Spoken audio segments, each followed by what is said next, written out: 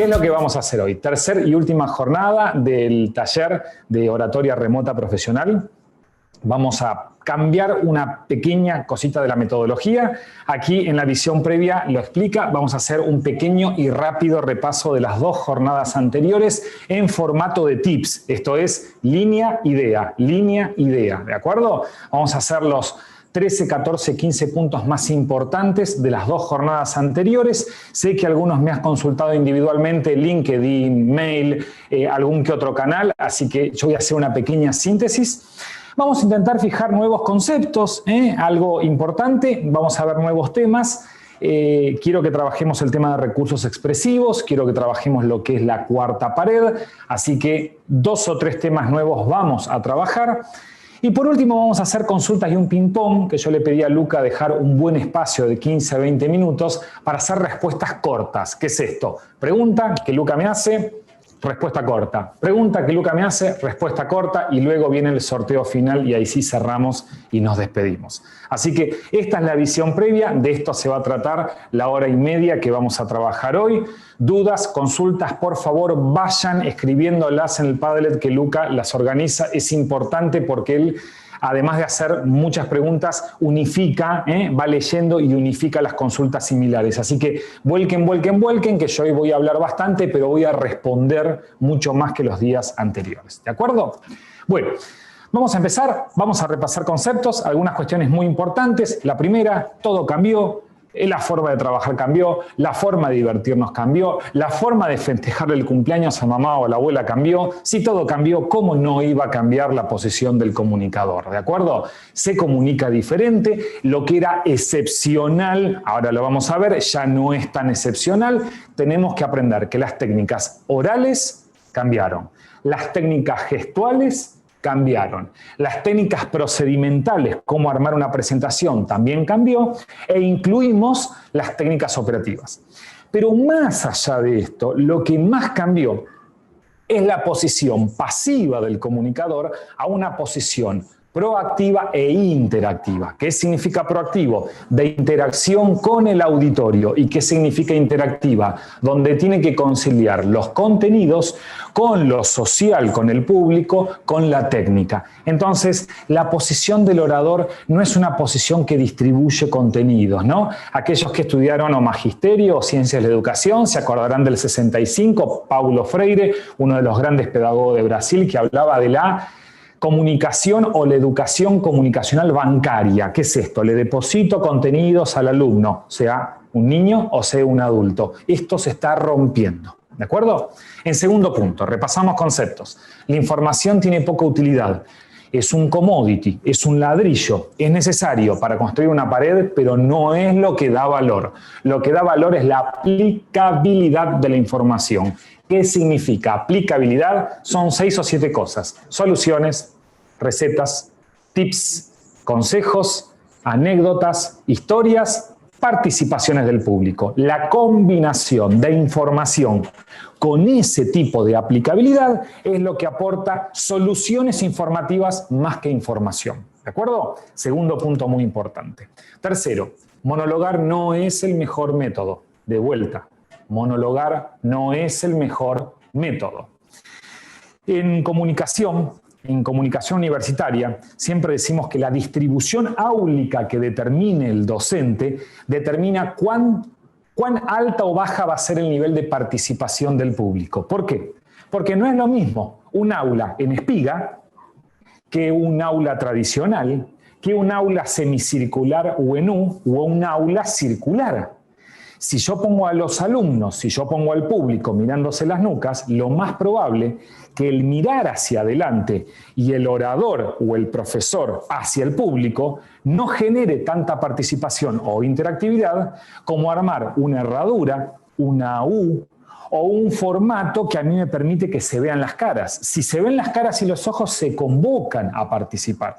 Por eso decimos que la distribución áulica, por aula me refiero al aula como al congreso, a la conferencia, al espacio, al salón, a esto, la distribución áulica determina la planificación del orador. Si yo quiero que participen, no hagas una aula tradicional. Si yo quiero que participen, no hagas una espiga porque parece que estamos en misa, en donde el protagonista es un sacerdote. Acá el protagonista es la clase, el encuentro o la presentación. Entonces, el monólogo no es el mejor mecanismo para comunicar hoy. El diálogo, la lección dialogada, el estudio de casos, el trabajo subgrupal, el intercambio de roles son 5 pilares pedagógicos para los niños o andragógicos para los adultos que permiten que la comunicación sea más efectiva. ¿De acuerdo? Cuarto punto. Comunicar no es bajar un PPT. No vamos a tener mucho tiempo, pero es algo muy sencillito, inclusive me lo pueden consultar por las redes. El PPT, el Prezi, los diferentes medios audiovisuales son una consecuencia natural de la estructura de presentación. Apertura, desarrollo y cierre, apertura, visión previa, cuerpo, revisión y conclusión. Pero si ustedes tienen que armar una presentación, Sol, para la semana que viene tenés que armar una presentación, ¿de acuerdo? Sol, que está detrás de la cámara y se sacó un 9 tremendo que le permitió promocionar y descansar un poco, tiene que armar una presentación. Si Sol va a la computadora, aprieta el botón de Windows, inicio, programas, PPT, y es lo primero que hace, es muy probable que Sol la próxima presentación no la promocione. ¿Por qué? Porque el PPT es una consecuencia de la estructura de presentación. En general, cuando los oradores armamos PPT, logramos ese objetivo, que es transmitir información. Y dijimos en el punto número 2 que el público no quiere información, quiere soluciones. Tiene que estar el PPT, un Prezi, cualquier medio audiovisual es importante porque el público triplica la recordación del mensaje. Recuerda el 10% de lo que escucha, recuerda el 30% de lo que escucha y ve. Pero el PPT no es el protagonista de la presentación. El PPT es un soporte audiovisual que le da soporte de contenido al público y soporte de guía al orador, porque es un machete legal que me permite, al ir observando, guionarme y desarrollar contenidos. Pero usar un PPT de soporte o de guión es totalmente diferente a decir un PPT. Todos hemos sufrido presentaciones a las que vamos y el señor o la señora cuenta o describe lo que dice el PPT. Con todo respeto, pero debemos respetar el tiempo del público. Y si me vas a contar lo que dice el PPT, tal vez enviar un archivo por mail tiene exactamente el mismo resultado. Entonces, cuidado. Sobre todo a los funcionarios, sobre todo a los y las docentes, los y las funcionarios, la idea no es bajar contenidos. La idea es armar una estructura de presentación que satisfaga la necesidad del público, no bajar contenidos. Quinto punto. La comunicación remota es muy diferente a la presencial, ¿de acuerdo? Hoy no es en la Argentina y no es en la ciudad de Buenos Aires. Yo tengo la suerte de trabajar con profesionales de la comunicación y de la educación de adultos de diferentes ámbitos. Todos se preguntan qué hacer con la currícula. La currícula no es el currículum vitae. La currícula es el desarrollo y todo lo que compone a una materia, a una carrera, a un contenido. Todos nos estamos preocupando y nos ocupamos de, bueno, esto que teníamos, que es comunicación presencial, educación presencial. Si lo pongo en Zoom, ¿se transforma automáticamente en comunicación remota? No, de ninguna manera. Un contenido que hace 40 años fue diseñado para hacerlo en forma presencial, en un aula en forma de espiga o tradicional, no tiene el mismo resultado si ese contenido con esa... Ahora lo vamos a ver. La educación en Sudamérica, estamos hablando de una comunicación, sobre todo a los chicos, con aulas diseñadas en el siglo XVIII y XIX, contenidos del XIX y del XX para alumnos que van a trabajar en el XXI, con miras al XXII. Es una verdadera locura. Está tan descalzado el tiempo de la comunicación, de la educación y la comunicación primaria, secundaria y universitaria, que todos los países están preguntando, bueno, ¿cómo hacemos? Lo que sí está claro es que si yo tengo responsabilidades en el diseño de un contenido o en la comunicación de un contenido, es decir, funcionarios, ministros, gente que se encarga de educación, de formación de niños, de adultos, está claro que nos tenemos que sentar a pensar cómo esto lo hago efectivo para el público en formato remoto. ¿De acuerdo? Quinto, sexto, el adulto no aprende igual que el niño. Recuerden que el adulto tiene 2 barreras fundamentales, que es, ¿voy a invertir mi tiempo en esto a esta altura de mi vida? Al adulto lo moviliza el deseo, al niño lo movilizan otro tipo de cosas. Es decir, que si en la comunicación de adultos no hay horizontalidad, es decir, que yo no me pongo en una posición vertical en la que en síndrome de experto explico, determino. Y no hay necesidad, es decir, que no utilizo la necesidad del público para armar mi presentación, lo más probable es que mi presentación no cumpla sus objetivos. Recuerden que la educación pedagógica es vertical, descendente, y la educación de adultos es horizontal, en donde utilizo la experiencia del adulto para conformar mi contenido, mi materia, mi comunicación, mi presentación. ¿De acuerdo? La andragogía es horizontal, la pedagogía es vertical descendente. Y ahora vamos a hablar de qué se trata el concepto de eutagogía, que es nuevo, pero es muy interesante. Seguimos repasando conceptos. El instructor puede elegir informar, comunicar, expresar o persuadir. No es lo mismo informar, sí, vamos a juntarnos nosotros 10 que tenemos que pasar un estado, un estatus, ¿no? Como se dice, ¿qué pasó? Bueno, voy a hacer una presentación donde quiero movilizar el pensamiento, el sentimiento o la actitud del público. Lo primero que hacemos es preguntarnos, ¿cuál es mi objetivo? ¿Qué es lo que yo quiero con esta presentación? En mi caso, cuando del instituto me llamaron o me volvieron a llamar y dicen, Marcos, vamos a hacer una presentación, perfecto. ¿Cuál es mi objetivo? Bueno, yo tengo 2 objetivos. En primer lugar, convencerlos a ustedes 400, 500, todos los que son, de que la función del orador comunicador cambió y nos tenemos que sentar a trabajar. Nos tenemos que sentar a trabajar. Es mi primer objetivo. Y el segundo objetivo es que pasen 3 mañanas lindas, diferentes, entretenidas. No tengo más objetivos. Pero mi trabajo fue en función a esos 2 objetivos. Entonces, la planificación es como un árbol, ¿de acuerdo? Es como un tronco. Escucho un pequeño ruido, ¿no es cierto? ¿Puede ser, Sol? A ver.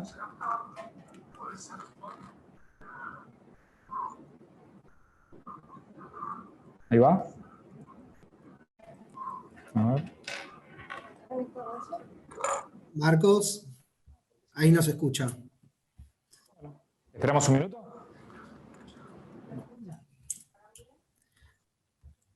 No, es el mismo micrófono de Marcos. Estaba acoplando. Bueno.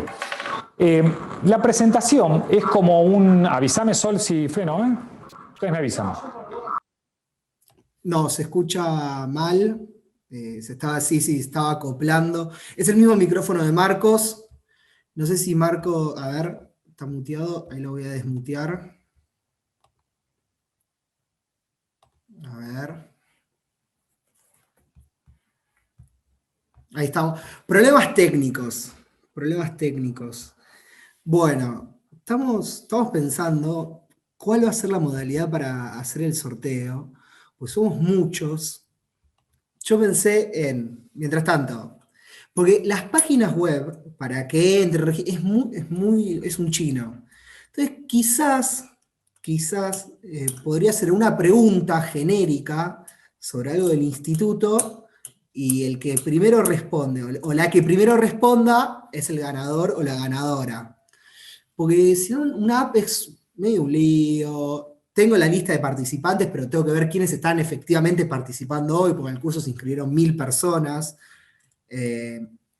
Así que veremos cómo lo vamos a hacer. Va a entrar Cari, al final Karina, quienes sea su primer curso en el instituto, no la conocen, quienes ya hayan participado ya la conocen. Karina, la directora. ¿Digo yo? Ahí estás, Nico. Ahí estás, Marcos. ¿Me escuchás? Marcos. Vos dámelo. Marcos. Les decía, gracias Nico, gracias Karina, pequeño inconveniente técnico, no hay ningún inconveniente. Clave en los inconvenientes técnicos, entender que esto es absolutamente natural, que puede fallar, importante que el orador no entre en pánico y comparta que es un pequeño inconveniente técnico. Mientras tanto, buscamos agua para el mate y todas esas cosas. Bueno, la planificación de la presentación es como un árbol. Hay un objetivo, que es el tronco, ¿de acuerdo? Y después están los argumentos, que son las ramas. Y después están las flores, que son los refuerzos. Y después está el público, que van a ser los pájaros y todos los animales que van a alimentar esa gran copa. No existe refuerzo si no hay un tronco principal, que es la planificación de la presentación. Esos 1 o 2 objetivos que tenemos que tener en claro para saber, como dice el apunte, si queremos informar, expresar, comunicar, persuadir. Últimos repasos, vamos. Orador no es quien sabe chamullar, quien tiene verborragia, ¿no? Estamos en una época en donde en la tele aparecen oradores que parece que porque tienen facilidad de palabra son buenos oradores. No, de ninguna manera. Y lo digo seriamente. Tener facilidad de palabra, inventar vocablos, es inventar una cultura inexistente, porque la comunicación en el castellano es una representación de la cultura. Respetar el idioma hablado o escrito, sin faltas orales, sin vicios lingüísticos, sin barbarismos, sin vulgarismos, es respetar al país, a la provincia, a la cultura, lo que sea. Ser buen orador no es tener facilidad de palabra o inventar cosas. Ser buen orador es cumplir con el objetivo de la presentación. Y el miércoles pasado, les dije que aquellos que tienen responsabilidades políticas o educativas en sus ciudades, en sus provincias, o bien estén aquí en la ciudad de Buenos Aires, el comunicador, el orador, tiene una responsabilidad extra, como el médico, ¿no es cierto? Que si está jugando al fútbol y lo llaman porque hay una chica que tiene que salir jugando, ¿no? Cuando yo juego al fútbol con un amigo que es ginecólogo, muchachos, los tengo que dejar. Está disculpado. Con los funcionarios debería suceder exactamente lo mismo. Hay un valor extra y con los educadores y comunicadores hay un valor extra, que es la responsabilidad por intentar hacer no las cosas bien, sino mejor. Porque el líder es también una persona que enseña, por más que no lo quiera. ¿De acuerdo? Es un gran costo que tienen las personas famosas. Lamentablemente, a veces deportistas, científicos, tienen que pagar por eso. Yo de ese tema no sé y de fama no sé. Pero si un referente político es conocido y tiene mucha visibilidad, tiene que respetar también ciertas estructuras comunicacionales. En noveno lugar, la oratoria es una habilidad que no es innata y se aprende. Así que tranquilos aquellos que todavía sufren o sufrimos hablando en público. Hemos hablado de conductas de reaseguro para tranquilizarnos un poquito. Tener vergüenza, miedo, angustia, dijimos que es natural, es normal, es transitorio, es estimulante. Es natural, le pasa al 90% de los seres humanos. El 40% de la humanidad sufre de aerofobia, sufre de subir un avión, de viajar a 10.000 metros de altura a 800 kilómetros por hora. Y el 90-94% de la población mundial tiene glosofobia, gloso palabra, fobia pánico, que es casi en estado de reposo hablar a 1,5 metros de altura. Los miedos son irracionales, por supuesto, pero esto que a nosotros nos pasa, en general nos pasa absolutamente a todos, casi a todos, ¿de acuerdo? Cuidado con luchar contra eso, abrácenlo y a través de la planificación y de las conductas de reaseguro que estuvimos trabajando, poder ir disminuyendo el tiempo en el que dura y la presión que sentimos, ¿de acuerdo? Bueno. Nadie aprende a hablar en público sin hablar en público. Antes era en forma presencial, ahora es en forma remota. Hoy a la mañana justo hablé con una persona que está organizando un congreso de una especialidad médica específica en la Argentina y ya están hablando de híbridos. Hay algunas asociaciones que están pensando en volver a la presencialidad.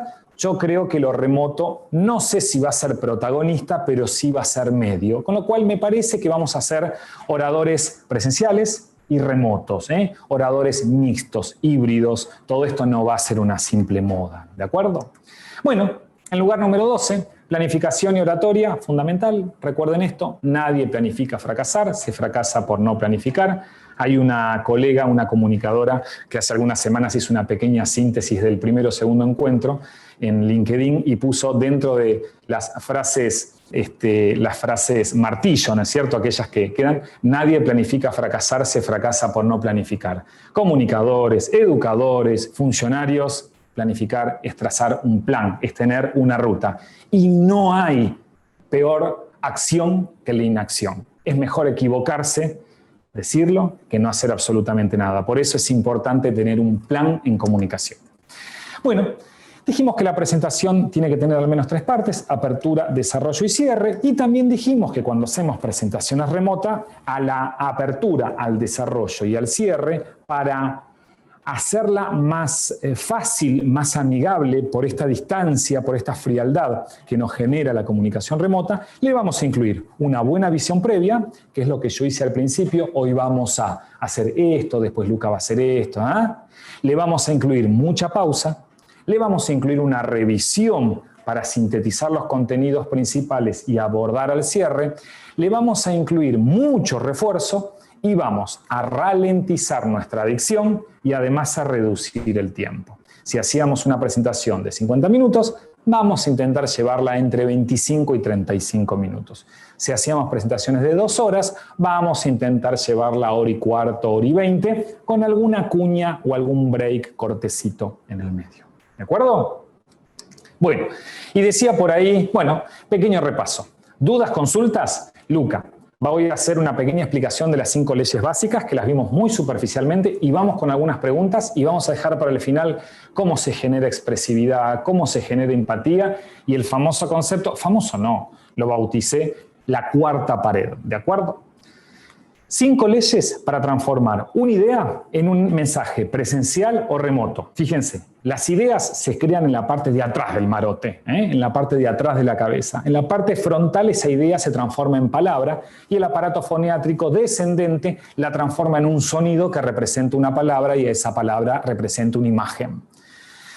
Muchas veces los oradores sufrimos de letologia, ¿no? Esta laguna mental que a veces nos agarra donde uno no se perdió, simplemente le agarró como un desierto mental, como una laguna. Bueno, lo que recomiendan los especialistas, cuando no me sale esa palabra que yo quería decir, es intentar ir por el costado, ¿de acuerdo? Por el costado de la cabeza. Entonces, no me sale una fruta roja, deliciosa, de este tamaño, con el que se hacen tartas calentitas, manzana, ¿de acuerdo? Cuando no nos sale la palabra, cuando se produce este proceso letológico, esta laguna mental, lo que en realidad no nos está saliendo es la imagen. La palabra sí sale. La palabra es el resultado de la imagen o el recuerdo. Entonces, intentemos buscar frases, imágenes paralelas que hagan referencia a esa manzana, que lo más probable o que el público nos ayude o que nos venga la palabra. ¿De acuerdo? Con esto, les quiero explicar una pequeña alternativa para cuando nos olvidamos de algo, pero me quiero introducir a las 5 leyes básicas de la oratoria que determinan que muchas veces nosotros intentamos trabajar por palabras y a veces esto es un error. Primero, ley número 1, 1 o 2 objetivos. No intenten transmitir 8 cosas. El público no las recuerda.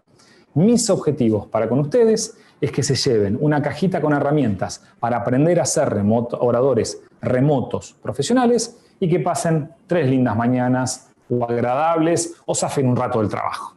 ¿De acuerdo? 1 o 2 objetivos se recuerdan con mucha más facilidad que 8 o que 3 o que 5. ¿De acuerdo? Ley del 1 a 2. Ley de principio y final, ley de primacía y recencia. Toda presentación debe estar dividida en 3 partes. No transmitan un lienzo sonoro, un texto. No transmitan un PPT. Apertura, desarrollo y cierre en oratoria presencial. Apertura, visión previa, desarrollo, revisión y conclusión en oratoria remota. Y hay un tercer método, que no es el de improvisación, que es presente, futuro, pasado, presente, futuro. Sigue una lógica y una secuencia de imaginar al público en el futuro haciendo o brindando determinadas soluciones y mostrándole el pasado y el futuro si hago lo que propone, si recomienda, ¿de acuerdo? Hay diferentes maneras de estructurar una presentación, pero una estructura que contenga un principio, un desarrollo y un final tiene que haber. ¿Es un capricho? No, no es un capricho, pero responde a una pregunta que siempre tiene el público, que tiene la comunicación, que es ¿qué es lo que compra el público en el principio? Al principio, el público compra al orador.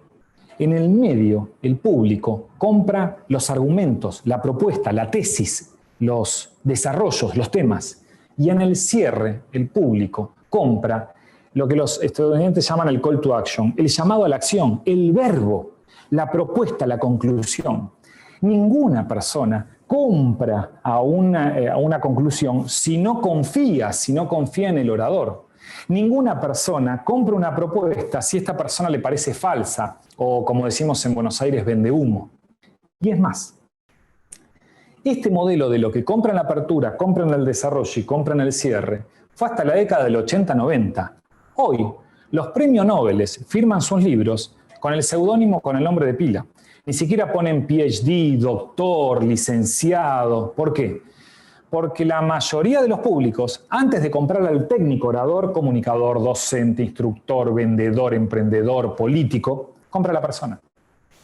Por eso, ninguno de nosotros, en general, vota a una persona, por más confianza técnica que le tenemos, si no nos genera simpatía o empatía. Recuerden que hay una barrera en comunicación, una barrera en una barra, que se llama la barra del pathos. Pathos, en latín, con TH, pathos, significa pasión o emoción dependiendo de cómo se utilice.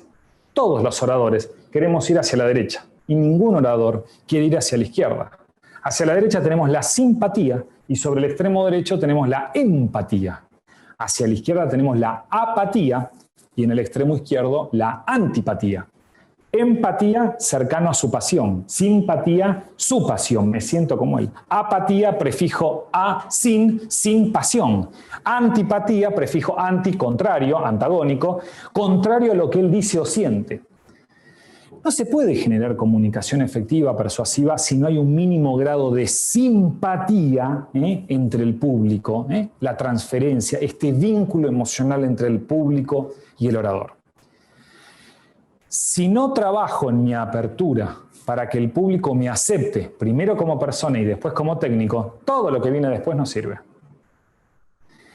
Por eso algunos oradores dicen lo que empieza bien termina bien y lo que empieza mal termina mal.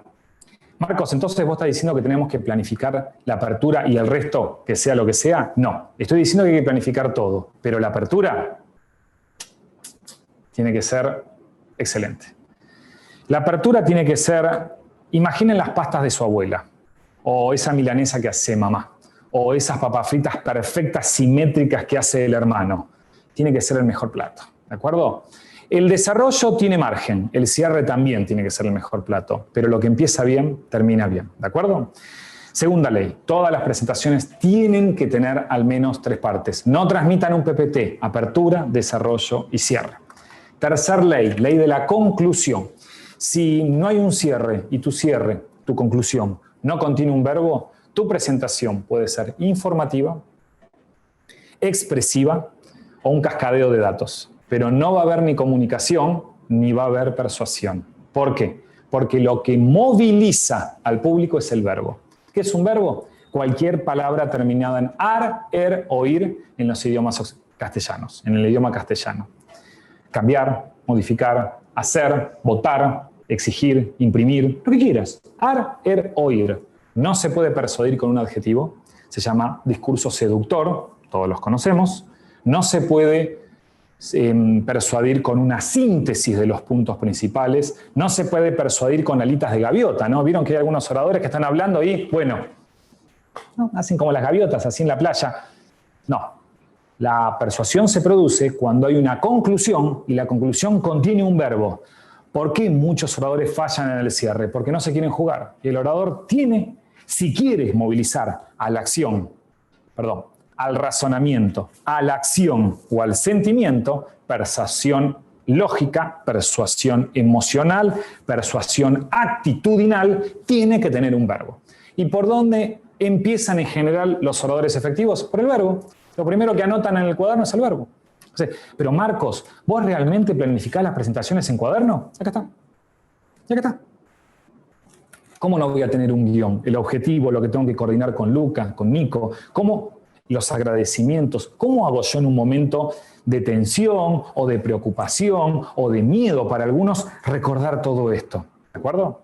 El verbo es generalmente lo primero que se escribe, se identifica, imagen, palabra, cuaderno, para solidificar el objetivo de mi presentación.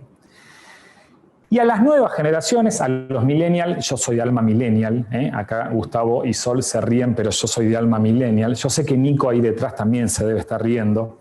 Millennial o tengo el síndrome de Peter Pan, ¿no es cierto? Que dicen, ¿cómo usar papel y lápiz? Usen papel y lápiz para hacer una presentación o para planificar su rutina comunicacional. Usen papel y lápiz. La explicación está en la etapa inicial, en el jardín de infantes, en el aprender a aprender, en el inicio del desarrollo cognitivo. Y yo sé que hay muchas docentes detrás que van a sentir, pero aprendimos a aprender porque aprendimos a leer. Aprendimos a leer porque aprendimos a escribir. Aprendimos a escribir porque aprendimos a dibujar. Aprendimos a dibujar porque aprendimos a monigotear. Y aprendimos a monigotear porque aprendimos a trazar con crayones en el jardín. Todo, absolutamente todo lo que sabemos lo aprendimos en el jardín de infantes. Escriban, dibujen, tracen, grafiquen la presentación. Empieza en un cuaderno. Cuarta ley. Ley de las imágenes gráficas. Luca, en 2 minutos, primera pregunta. No busquen palabras. Busquen imágenes gráficas. No se preocupen por esa palabra. Preocúpense por transmitir imágenes mentales. Las mejores vacaciones de tu vida. ¿Las tenés? A algunos se le marca una sonrisa, a otro dice, el otro dice, ¿no? Las mejores vacaciones de tu vida. ¿Están? Bueno, pregúntense ustedes, es pregunta retórica. Sí. ¿La están describiendo o están viendo imágenes mentales? Palmera, un par de tragos, cerveza, amigos, nieve, montaña, no lo sé. Están viendo imágenes, transmitan imágenes mentales. ¿Cómo? A través de la quinta ley, que habla de la ley de Lara, que dice argumento, refuerzo, argumento, refuerzo. ¿Qué es un argumento? Un dato, una evidencia, en cualquier discurso sólido, en cualquier discurso intencionalmente sólido y persuasivo, tiene que haber evidencia, tiene que haber datos. Un político dice, bueno, nosotros hicimos 450 cuadras de asfalto, que son 355.000 metros cúbicos, perdón mi brutalidad, de hormigón o de cemento o cordón cuneta. Y el vendedor dirá, bueno, yo logré crecer un 25% en la producción de este producto y son datos, tienen que estar. El dato tiene que estar porque es persuasión lógica, pero el refuerzo tiene que estar porque es persuasión emocional. ¿Qué es un refuerzo? Anécdotas, comparaciones, historias, citas, definiciones negativas, oximorones, comparaciones, contrastes, personalizaciones, imágenes gráficas, imágenes visuales, participaciones del público, coparticipaciones del público. Hay 99 maneras diferentes de reforzar una idea.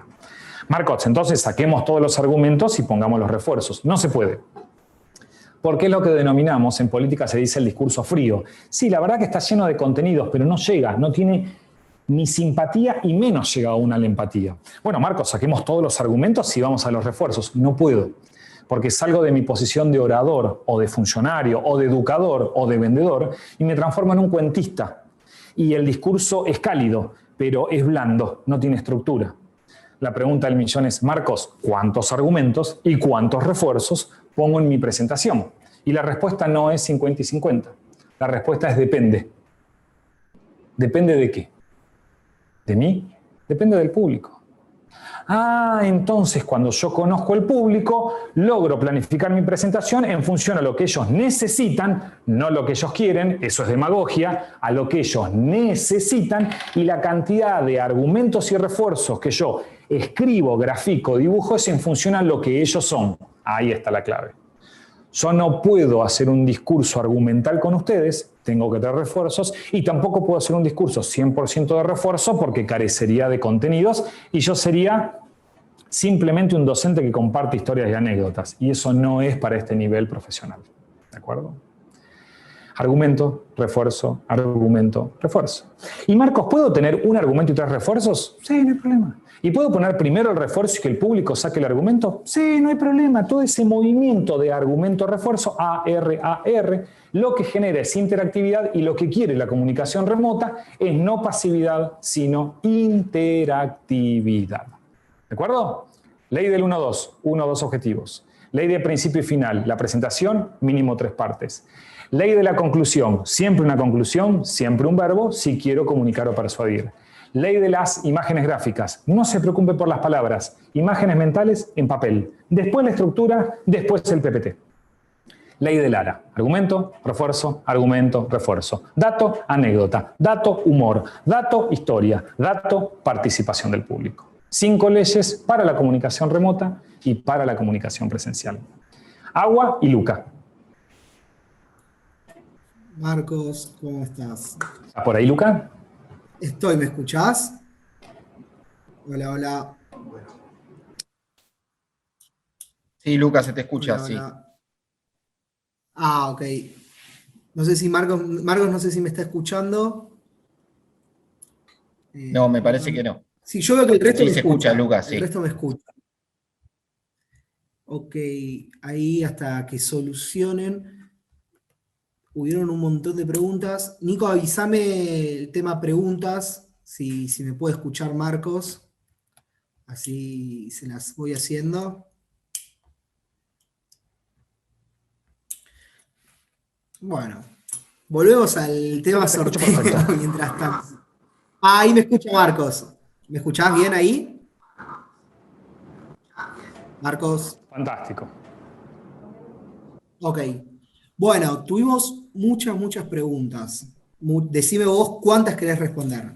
La primera, una que me parece interesante, que no nos lo preguntamos y algo básico, ¿por qué debemos emplear los términos remoto o digital en vez de virtual? Lo perdí. Lo perdimos. El resto me escucha. Sí, sí, Lucas, sí, ahí estamos resolviendo, es una cuestión técnica del retorno de Marcos dentro del estudio. Ya lo resolvemos. Ok. Bueno, vuelvo al resto de los participantes. ¿Ahora me escucha Marcos? Ahora Marcos, ¿me claro. escuchás? Ok. Sí, claro, Bueno, te escucho. entonces voy del sorteo a las preguntas. Sorteo, preguntas. Pregunta. Pregunta por qué deberíamos emplear el término remoto o digital en vez de virtual. Porque siempre hablamos de oratoria remota y no algo. Sí, la oratoria no sé si es digital. Esa es una de las preguntas que hicieron. Otra pregunta que hicieron acá en el Padlet, una maestra o maestro comenta que los alumnos durante las clases no realizan preguntas sobre el tema expuesto. Más allá de que ellos juren y perjuren que entendieron todo lo explicado, le ocurre siempre que dicta clases. Pregunta, ¿dónde puede haber un problema? Si es que lo puede haber. Esa es otra de las preguntas que hicieron. Hubieron muchos docentes que estuvieron escribiendo.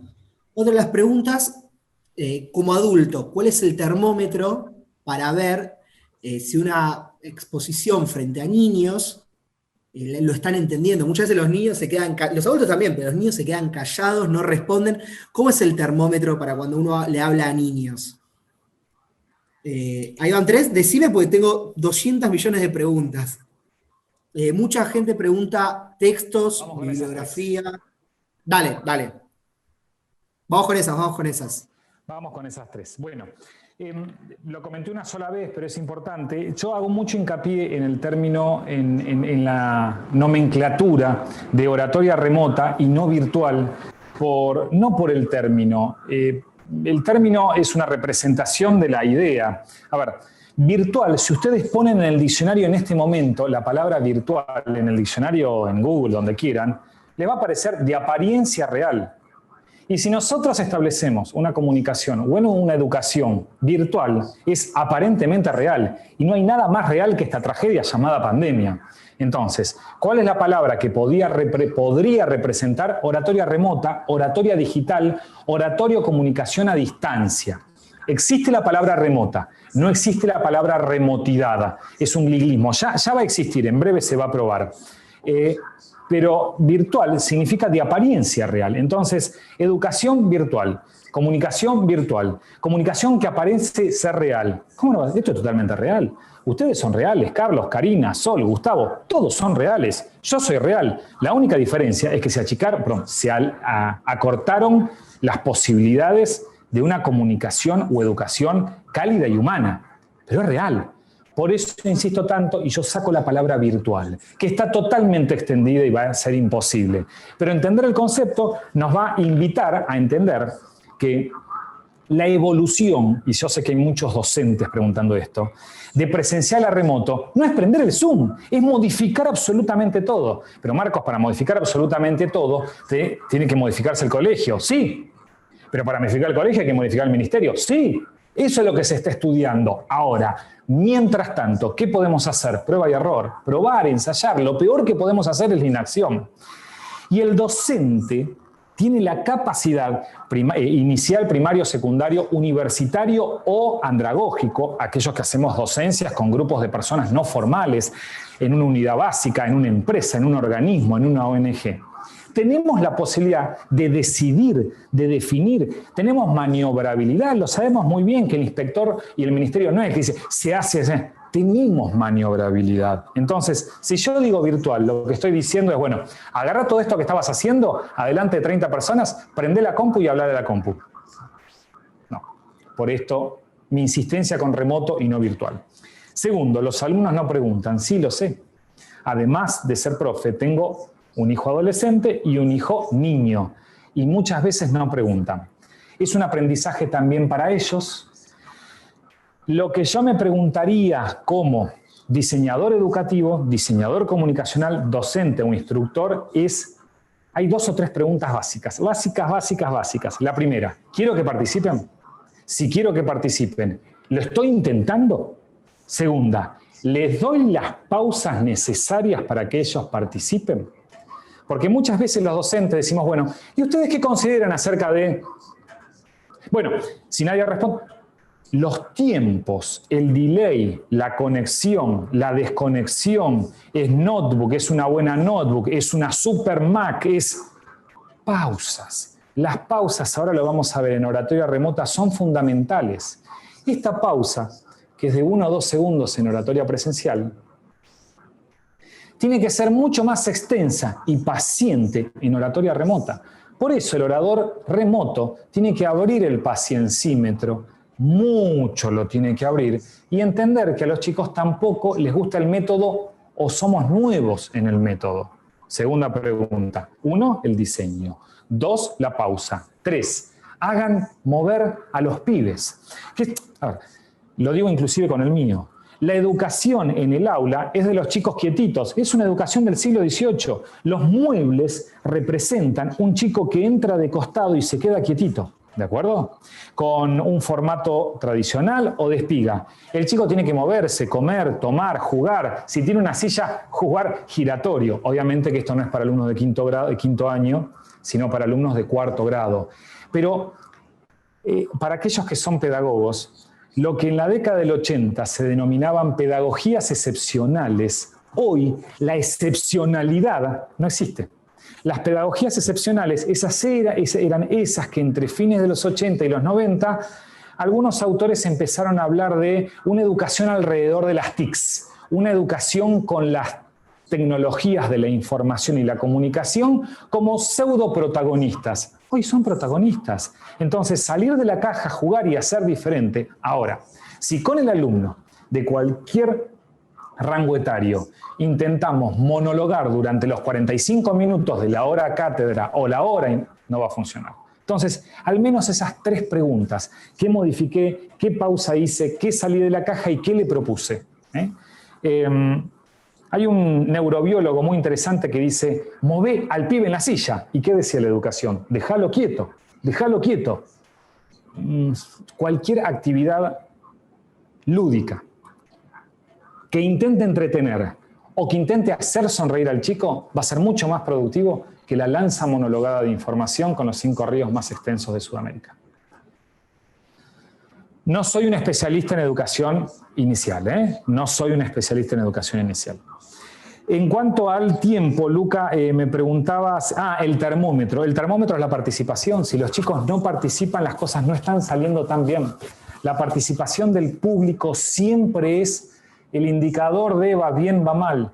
Si pasó una clase, 2 clases, 3 clases y el público no participa, hay que trabajar en algo en la planificación.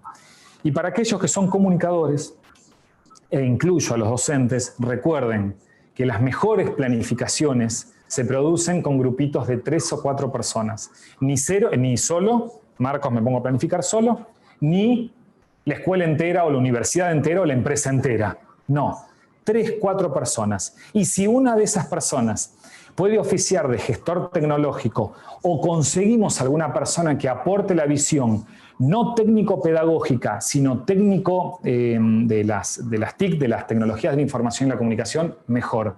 Pequeños grupos, redes, panelcitos de 3, 4, 5 personas con algún gestor, ¿de acuerdo? y prueba y error. Es mejor que cualquier descripción informativa. Recuerden que las barreras de acceso a la información se han reducido. Hace 40 años un chico iba a una escuela a buscar información, entre otras cosas. Sociabilización, límites, bla, bla, bla. Hoy el acceso a la información de ese chico es casi inmediato, ¿de acuerdo? Con un aparatito que cuesta pocos pesos o de posible acceso para una parte de la población. Hay algunos que todavía no llegan. Hace muy poquito hubo una interesante investigación publicada, creo que en La Nación, que dice que 4 de cada 10 docentes universitarios durante la pandemia no tuvieron acceso a Internet para dar clases a los alumnos, ¿de acuerdo? Por cuestiones tecnológicas, de insumo o de conectividad. 4 de cada 10 alumnos universitarios, ¿de acuerdo? Pero el termómetro es la participación. Y tu felicidad, y tu satisfacción, ¿de acuerdo? Todos sabemos lo que somos comunicadores, si las cosas salieron bien o no salieron bien. Bueno, Luca, una pregunta más y vamos con un tema que les va a encantar. Vamos. Bueno. ¿Me escuchás ahí? Marcos, ¿sí? Ok. Te escucho muy bien. Sí. A ver, está cargadísimo de preguntas. A ver. Bueno, lo que te comentaba antes, no es tanto pregunta, más que nada una recomendación. ¿Qué bibliografía podrías recomendar de autores? Más allá de que vamos a compartir el material de estas clases, ¿qué autores podrías recomendar? Podés también hacer un poco de autobombo, pero bueno, ¿qué autores podés recomendar de bibliografía, de textos? Si te parece, con respecto a bibliografía, Luca, lo contamos yo les hago un listadito de buenas publicaciones después en forma escrita cuando les envíe el material que trabajamos. Hay muchísima información. Lo que está claro es las pedagogías excepcionales se empezaron a publicar hacia el 2000. Es decir, que en educación, 20 años fue ayer. Hay pocas publicaciones. En relación a comunicaciones remotas, las primeras publicaciones fueron en el 2015-18. Ustedes recuerden que Zoom tiene 9 años, ¿de acuerdo? Meet tiene 16 años, antes se llamaba Hangouts, y Teams tiene 12 años. Es decir, que el caudal de información que tenemos es más o menos de 15, 12 años. Es muy poca información, pero hay algunas cositas muy, muy útiles. Si ustedes me permiten, yo les voy a hacer una pequeña guía. Lucas, si vos me permitís ahora, la biografía la vemos después. Yo les quiero hacer una pequeña guía que esto les interesa mucho, denominada La Cuarta Pared. Yo publiqué algunas cositas que están, no me acuerdo si en un diario, creo que fue en El Cronista, hace 1 año y pico, en el principio de pandemia, cuando estábamos todos desesperados, escuchando qué es Zoom, ¿no? Zoom es un tema de Gustavo Cerati, buenísimo para relajarse. Bueno, ¿qué significa el concepto de la cuarta pared? Esto está publicado por varios lugares, pero si quieren, Lucas, junto con la bibliografía, yo después se los comparto. Es un PDF muy cortito para agarrarlo y mandárselo a todos nuestros colegas con los cuales hacemos presentaciones en público. ¿Qué es la cuarta pared? Todos los oradores, cuando hacemos una presentación, tenemos 3 paredes. 1, 2, 3. Acá no hay pared. En el aula, en la presentación, en la asamblea, en el salón, en cualquier salón, en un Zoom, tenemos 3 paredes. 1, 2, 3. ¿A qué se refiere el término de la cuarta pared? A que si no planificamos correctamente los aspectos técnico-operativos de nuestra presentación, tendremos 1, 2, 3 y este puente se va a transformar en una pared. Lo que es un puente se va a transformar en una pared, y si se transforma en una pared y nos quedamos encerrados, ni los chicos de primaria, ni los de secundaria, ni los universitarios, ni los postuniversitarios, ni la organización nos va a escuchar. No nos va a ver, estamos totalmente ausentes. Hay 10 tips que tenemos que seguir para que esto sea mirable. El primero, vamos a imaginar que estamos siempre mirando una computadora o un teléfono, no una cámara. Así que yo voy a jugar con la mirada, con la computadora y con la cámara, ¿de acuerdo? Imaginen que yo estoy mirando aquí. El primero, no hagan primeros planos. Plano medio o medio corto. El plano medio va a la cintura, el plano medio corto va al pecho. De esta manera dejo aire en los hombros, aire en mi cabeza, y la disminución del lenguaje gestual que se produce en la proxemia áulica se reduce no tanto, no una cara. Además se ven las arrugas que yo no tengo, pero si hay alguien que tiene arrugas, se ven mucho, ¿no es cierto? Y Zoom tiene filtros que funcionan mal, pero la mayoría de las plataformas no tiene filtros de arruguitas, que voy a tener en mucho tiempo. Plano medio o medio corto, ¿de acuerdo? No primeros planos, porque es invasivo y no es lo mismo ver la cara de una persona en la pantalla que ver el tronco de una persona, el rostro, y que las manos gesticulan y acompañan con fluidez lo que dice la palabra. Por eso, planos medios, medios cortos, nunca primer plano. Aire en los hombros, aire en mi cabeza y las manos dentro de un cuadrante superior que está formado por ese pequeño rectángulo hasta el cuello. Las manos nunca pasan la cabeza porque un poco puede llegar a notarse como un poquito agresivo o demasiado eufórico, ¿no es cierto? Hace una semana una diputada de la provincia de Buenos Aires, en La Plata, se olvidó la cámara prendida, estaba retando a un colaborador y era todo, una cosa, puede pasar, sucede en las mejores familias. Pero intenten en principio tener ese cuadro. Segundo, luz. Mucha luz, pero mucha luz, y no confíen en la luz natural. No, yo tengo una ventana, no confíen en la luz natural. La computadora, la cámara, el teléfono, así sea un super teléfono cañón comprado último modelo, no utiliza la luz de la misma manera que en forma presencial. Entonces, no hace falta gastarse una fortuna en el aro, 2 veladores viejos de la casa de la abuela, de frente, en ángulos a 30 grados, o uno de frente, en la cara, con luces no muy cálidas. Si es fría, mejor, para tener luz más fresca, no luz del atardecer, sino luz del amanecer. No, tengo una ventana, la luz de frente, no una luz de costado que me hace sombras. Cuando yo veo algunas clases, profesoradores que se ve apoyado, acodado, chiquitito, una luz tenue, nunca la luz atrás, porque me genera un halo donde no se ven las expresiones, nunca la luz arriba, porque parece que me iluminan, ¿no es cierto? Que la naturaleza o Dios me ilumina. No, la luz de frente, y si tengo luz atrás o tengo luz de frente, siempre más luz de frente como si fuese un estudio de televisión. ¿De acuerdo? Aire en los hombros, aire en la cabeza, mucha luz. El cuadro, ¿cómo lo logro? Con un brazo de distancia a la pantalla. Cuando ustedes hacen un brazo o un brazo y un puño a la pantalla, se genera ese cuadro llamado plano medio o medio corto en una computadora. Computadora, la cámara acá, al puente de la nariz, no abajo. La computadora está preparada para tomar desde abajo. Entonces se ve, además de un orador con la papada que se va hinchando, no es una visión armónica. Entonces levanto la computadora con esas enciclopedias que ya no usamos y la cámara a la altura del puente de la nariz. De esta forma, la cámara que tiene forma de ojos de pescado me toma mucho mejor. ¿De acuerdo?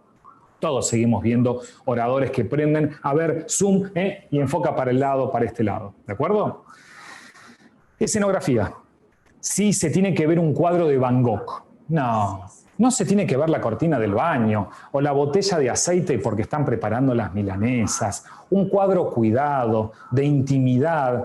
No hay problema si un chico se cruza en el cuadro. El problema es que aparezca una pareja en paños menores, ¿no es cierto? Ya tenemos varias experiencias de funcionarios que han tenido actitudes extrañas en Zoom. Cuiden la privacidad propia. Cuiden la privacidad ajena. Si ustedes ven, como me sucedió hace poquito, que una persona en vez de apretar la cámara, apretó el micrófono y se empezó a desnudar, hagan una referencia en función a, por favor, fíjense lo que está sucediendo, no digan, Sol, cuidado que... No, porque todo el mundo va a mirar a Sol. Pero en oratoria no hay una segunda oportunidad para generar una primera buena impresión. En oratoria no hay una segunda oportunidad para generar una primera buena impresión. No podés estar con el pijama haciendo una presentación porque te levantaste hace 5 minutos, que no es un pijama, es un pedazo de tela que hay alrededor de un gran agujero, ¿de acuerdo? No, es la que yo uso, dice, alumnos se van a reír, heladerías Tucán. Se fundió en el 87 la heladería Tucán y vos seguís usando la remera. Yo sé que es suave y para dormir, pero no es linda, no es coqueta y no es elegante, ¿de acuerdo? Entonces, si vas a la presentación con una camisa, ponete una camisa. Si vas a la presentación con un saquito, ponete un saquito, ¿de acuerdo? Una posición no dorsal sino lumbar. La zona baja de la espalda tiene que estar apoyada para que el cuerpo esté recto, no apoyado, no acodado, no de costado, ¿de acuerdo? Recto. De esta manera no solamente te vas a ver mejor, sino que vas a respirar mejor porque todo el tracto aéreo está estirado, el esófago suena mejor, la voz sale mejor, no vas a terminar difónico después de dar 4 horas clases. Miradas. Las miradas son, esto es importante, en oratoria presencial, es importantísimo generar un vínculo visual con el público. En oratoria remota es muy difícil. ¿Por qué es muy difícil?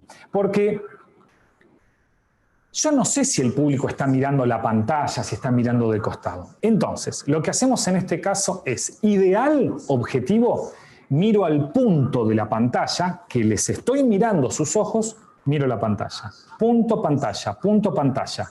Si no puedo, miro la pantalla con el mosaico con todo el público. Lo que no deben hacer son las miradas esquivas o de distracción, ¿no? Entonces, no, me están escuchando. No, no te están escuchando. Te están viendo, te están escuchando, te están percibiendo. Entonces, intenten mantener un vínculo visual con el público a través de mosaico, cámara, mosaico, cámara, mosaico, cámara. ¿De acuerdo? Las manos dentro del cuadrante. Intenten mantener una escenografía cuidada y siempre utilicen auriculares. ¿Por qué? ¿Porque es lindo? No, porque anula el sonido ambiente. Si yo estoy en casa y Tota ladra y no tengo el auricular puesto, el micrófono de la computadora o del teléfono siempre, siempre, siempre toma el sonido ambiente. Ahora, si yo tengo esto, este micrófono está preparado para captar 1 metro de distancia el sonido. Tota ladra, con esto casi no se escucha, Tota ladra, sin esto se ven escuchar los sonidos ambientes. Y el público tiene que ver, escuchar, sentir que hay un cuadro profesional, armado, en altura, en luz, en intimidad, en sonido y en escenografía. Los que hablábamos en público antes de todo esto, Luca, y ahora vamos a consultas. Si teníamos la suerte de tener un equipo de técnica, como Gustavo, Sol, los chicos, llegábamos a la presentación y ¿todo bien? Sí, listo. ¿Quién se preocupaba por esto? Frente a la pregunta, Marcos, entonces vos estás planteando que tenemos que armar un pequeño estudio de televisión en casa para hacer buena comunicación, va mi respuesta. Sí. Sí. ¿Y qué es un estudio de televisión? ¿Una computadora? Una muy buena silla, el escritorio no importa, una muy buena silla, un muy buen sillón para estar cómodo, una mesa, una buena computadora, siempre un teléfono al costado, puesto en vibrador y nunca apagado, porque si hace 20 minutos te quedaste sin internet y apagaste el teléfono, vas a hablar durante 20 minutos al Pepe y nadie te va a avisar. Entonces el teléfono en vibrador o dado vuelta para generarme distracciones, conectado con anfitrión o con quien estoy organizando, y siempre es un buen plan B. Tengo la posibilidad de, falló la computadora, internet, tengo 4G, ¿de acuerdo? Un teléfono, una computadora y siempre instalado en mi computadora, siempre en mi computadora y mi teléfono, Zoom, Meet, Teams y alguna cuarta plataforma que sabemos que funcionan bien. Yo recomiendo Whereby, la que se usa en Europa, Cisco, se usa mucho en Estados Unidos. Entonces tengo 3, 4 plataformas fácil de ingreso en cualquiera de los 2 canales. ¿De acuerdo? Cuarta pared. ¿De quién depende no hacer una cuarta pared? De ustedes. El Zoom, el Meet, el Team, no puede ser un, 12 menos 5, tengo que dar la clase. 40 minutos antes tengo que estar conectado, hacer una prueba de cámara y ser yo el que le da la bienvenida al público, como ser yo el que le da el cierre al público. ¿De acuerdo? ¿Dudas, preguntas? Luca, Karina, ¿me dicen cómo estamos de tiempo? Nos faltan unos minutos, ¿no? Cuando vos digas, yo... Vamos. Adelante, ¿eh? Que entre ¿Cerramos o tenemos 20 minutos más? Tenemos un tiempo más. Tenemos hasta y media, díganme ustedes, ¿eh? Sí, Luca. sí. Tenemos hasta y media. Tenemos muchas preguntas. Vamos con preguntas, dale. Vale, ping pong. Esta es una pregunta que hicieron que me parece muy interesante. si puedes compartir algún tip o consejo a tener en cuenta para cuando tengan entrevistas de trabajo, que ahora pasaron a ser remotas. Muy interesante esa pregunta. Después, lo que vos preguntaste, lo que contaste al principio. ¿Qué ocurre? Todo el tema de las diapositivas y presentaciones. ¿Qué ocurre cuando el público para el cual uno expone espera prácticamente que todo lo que vos dijiste esté condensado en un PowerPoint? ¿Cómo se puede combatir eso? Otra de las preguntas es cómo se puede improvisar cuando hay problemas externos. Luz, internet, micrófono, etcétera, etcétera, etcétera. Y después otra pregunta que hicieron es si la presencia es fundamental. Hablando un poco de los prejuicios del público que puede estar presenciando, camisa sí, camisa no, siempre elegante, remera lisa. ¿Qué consejo tenés sobre eso? Tenemos esas, si querés más, pero si querés vamos con esas así. Dale. Vamos con tres muy cortitas, ping-pong. Vamos. Entrevistas remotas, laborales. Yo durante mucho tiempo tomé entrevistas y les voy a dar el mejor consejo del mundo, sea presencial, remoto. No mientas, no mientan. El selector se da cuenta, te das cuenta, ser natural, hacer preguntas relativamente cortas, respuestas relativamente cortas, nunca intentar controlar la entrevista, dar respuestas exactas, cortas a lo que me está preguntando y estar no elegante, presentable. Es una entrevista laboral. Y acá hay algo importante que tiene que ver con la cuarta pared. Los protocolos sociales y humanos en la remotidad no desaparecen. El orador no toma, no come, no fuma, no masca. Yo no puedo estar delante de ustedes comiéndome una tostada con mermelada que esté chorreando. Ustedes sí, porque yo no los veo. Pero yo no puedo estar fumando, no fumo. Solamente agua en estado natural al costado, lejos de la computadora, porque infusiones y computadoras han librado terribles batallas a lo largo de la humanidad. ¿De acuerdo? Está carísima la computadora como para que con mis nervios, ¡ay, la computadora, la presentación, la entrevista! No mentir, no controlar la entrevista, dar las respuestas que me hacen preguntas, no dar información ni de menos ni de más, no florearse y estar impecable. Tercer pregunta, tercer respuesta. ¿La presencia es importante? Es el resultado de la planificación. Yo les voy a contar una pequeñísima anécdota. Tuve la suerte el 20 de enero del 2017 de presenciar la asunción en Casa Blanca de un presidente norteamericano. Al principio fuimos a Casa Blanca, a las 6 de la mañana había que estar ahí, a las 9 de la mañana asumió, a las 9 de la noche la reunión del partido, de su partido, en el Carnegie Hall, que es un inmenso salón para 50.000 personas en Washington, D.C. Esos días tuve la suerte de participar como observador de las reuniones de comunicación del equipo de comunicación política de un presidente norteamericano, con lo que esto significa. Fui como técnico invitado, observador, siempre en una silla, no podía participar. Y en una de esas conversaciones finalizaban un equipo que dirigía una periodista que se llama Keanna Conway. Todos la conocen porque era la famosa cara de Fox durante 15 años, una señora muy conocida. Si la googlean la van a ver. Termina una de estas reuniones, entre el 19 y el 21 de enero, y mientras conversaba yo con una persona, me dice, lo más importante en un orador es la elegancia y la puntualidad.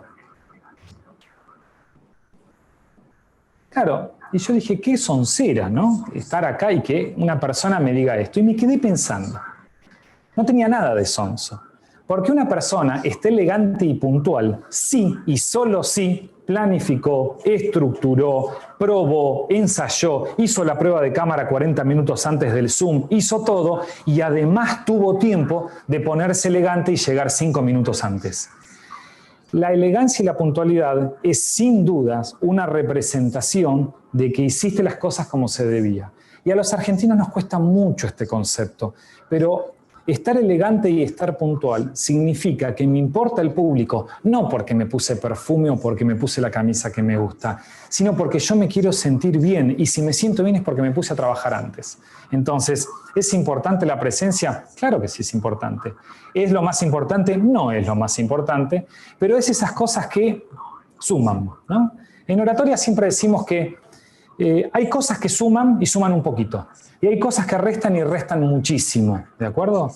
El lenguaje gestual bien hecho, el lenguaje gestual dinámico, flexible y persuasivo, no suma mucho a la presentación. Pero un lenguaje gestual mal desarrollado resta muchísimo. Con la presencia, no dije vestimenta, con la presencia sucede exactamente lo mismo. ¿Y cómo tengo que estar? Igual que el público o un poquitito más. Yo no puedo estar acá de smoking, porque ninguno de ustedes está de smoking. No sé si podría estar de corbata, pero tampoco puedo estar de pantalón corto y de remera, porque posible, salvo el que esté en casa. Entonces, como el público, un poquito más. Tercera pregunta, Luca, y seguimos con el ping-pong. ¿Todo condensado en un PPT? No hay chance, no. Bueno, sí, tal vez tu presentación dure 1 minuto, pero no. No hay una medida matemática de cuántos PPT puedo tener para una presentación, pero sé que si tengo una presentación de 30 minutos, no puedo hacer ni 2 slides ni 30. En una presentación de 30 minutos, generalmente, si el slide está correctamente armado, es de 1 a 3 slides cada minuto y medio o 2. Entonces estamos hablando que puedo tener 15, 10, 20 slides. Pero como me sucede, hay un ámbito que pone mucha información, que es la medicina, ¿no? Digo, doctor, ¿tiene una presentación? Sí. Y me mandan 80 filminas. ¿Y cuánto dura su presentación? 15 minutos. No, o sea, no. Matemáticamente no entra. No. Una persona en promedio piensa 400, 450 palabras por minuto.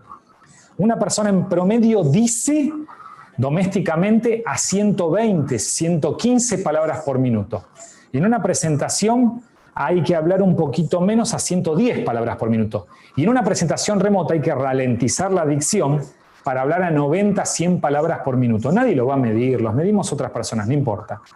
En comunicación presencial tengo que hablar un poco más lento que lo natural, y en comunicación remota bastante más lento que lo que hago naturalmente. ¿De acuerdo? ¿Cómo hago para meter 80 filminas en 20 minutos? O sea, no hay forma. Y además que hay un error, estás planificando por filmina y no por estructura. Otra, Luca, vamos.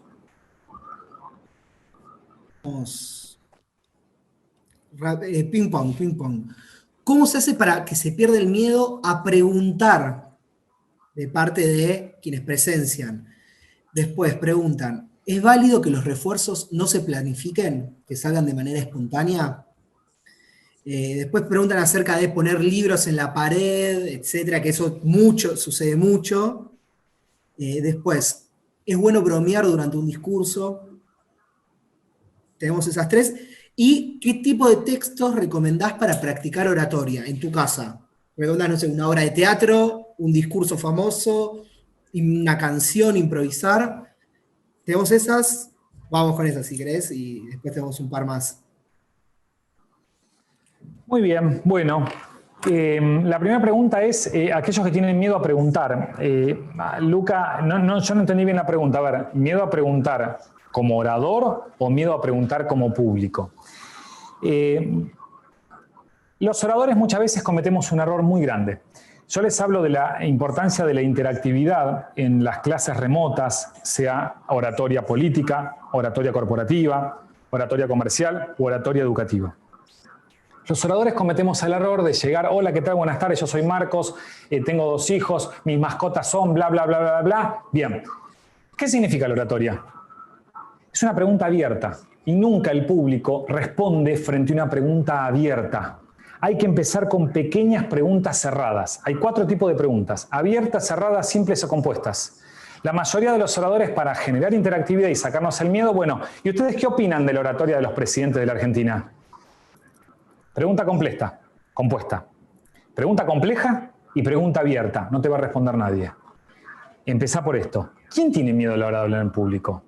Levanten la mano. ¿Y eso qué es? Un sí, un no. Entonces, desde preguntas cerradas hacia preguntas abiertas. De preguntas simples a preguntas compuestas, de preguntas básicas a preguntas complejas. Nunca en un auditorio con chicos pequeños o un auditorio frío o un auditorio heterogéneo o un auditorio internacional puedo empezar una presentación con preguntas complejas, compuestas o abiertas. No te las van a responder, pasa un pedazo de pasto en el escenario y queda vacío, ¿de acuerdo?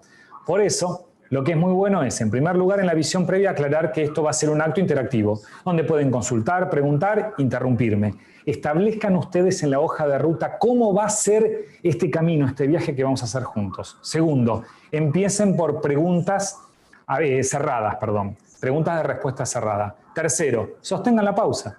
¿Quién tiene miedo a hablar en público? Y como este sonido no lo toleramos, bueno, la mayoría de las personas, y ahí ya damos un indicador de que esto lo planteaste interactivo, pero va a ser monologado. ¿De acuerdo? Segunda. Me perdí. Refuerzo no planificado. Les voy a contar una pequeñísima anécdota.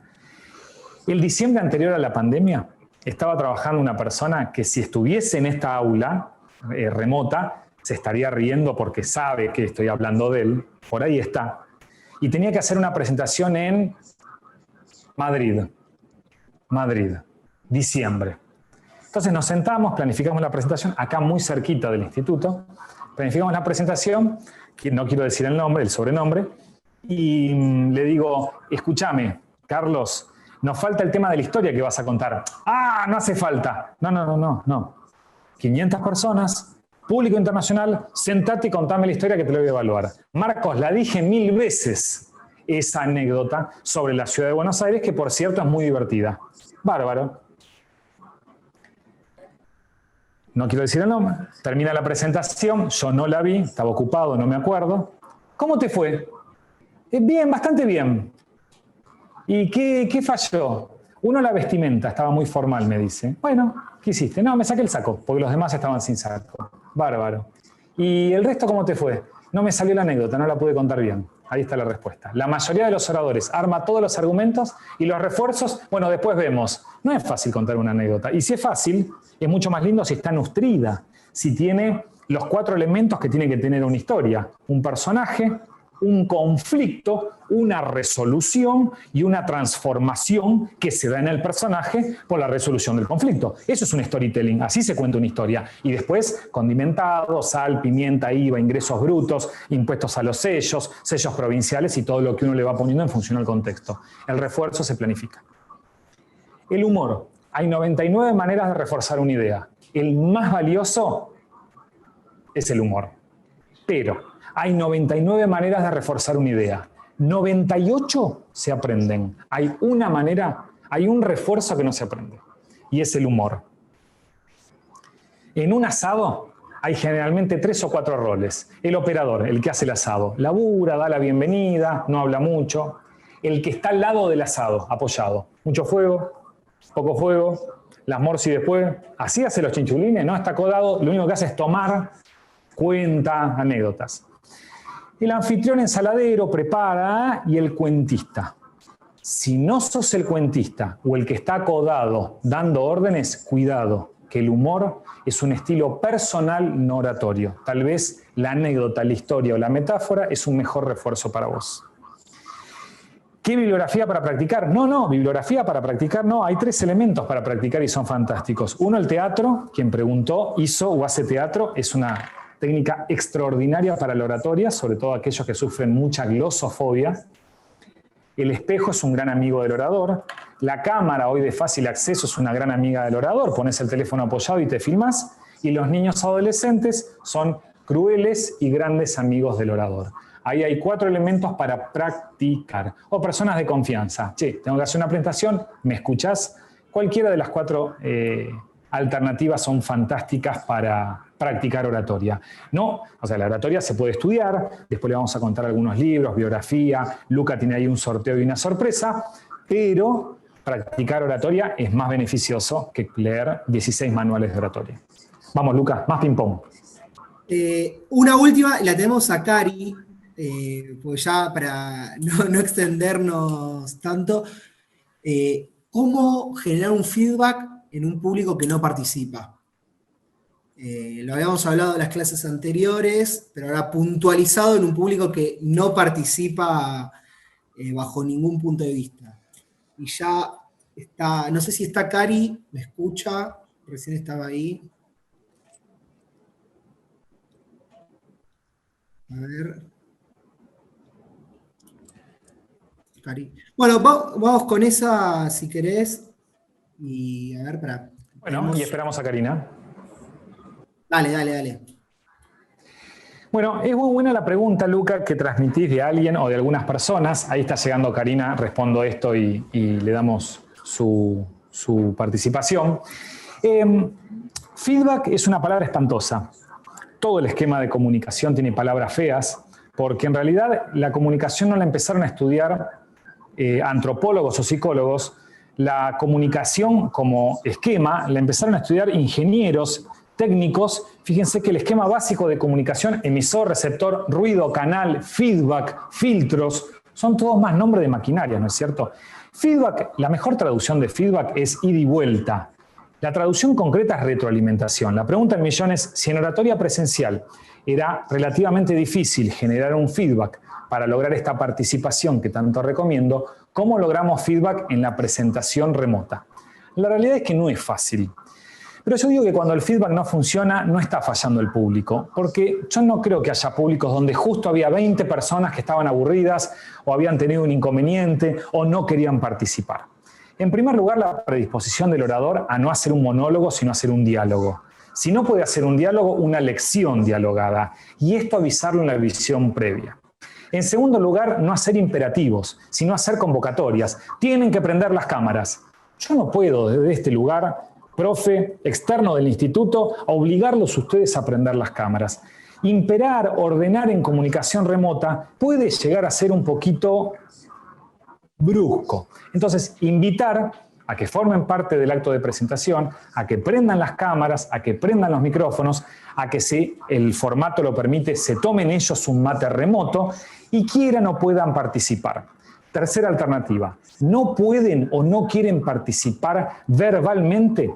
La remotidad te da dos tipos de participación, que la gestualidad solo tiene una, que la presencialidad tiene solo uno. Uno es con gestos, como va, bien, seguí, para. Y la otra es con los chats remotos. Todas las plataformas tienen la posibilidad de hacerte dar feedback a través del chat digital. Entonces, utilizar la pausa para convocar y generar ese chat. Cuarta alternativa, tener planificados ejercicios, test, juegos, ejercicios de pensamiento lateral, actividades divertidas, lúdicas, a través de infinidad de plataformas, Genially, Ludic. Hay un montón de plataformas que, dependiendo la edad, te genera un feedback no oralizado, pero sí gestual o digital. Pero para la persona que lo preguntó, casi seguro que si el feedback no funciona, y hay algo en la planificación del orador que hay que ajustar un poquitito.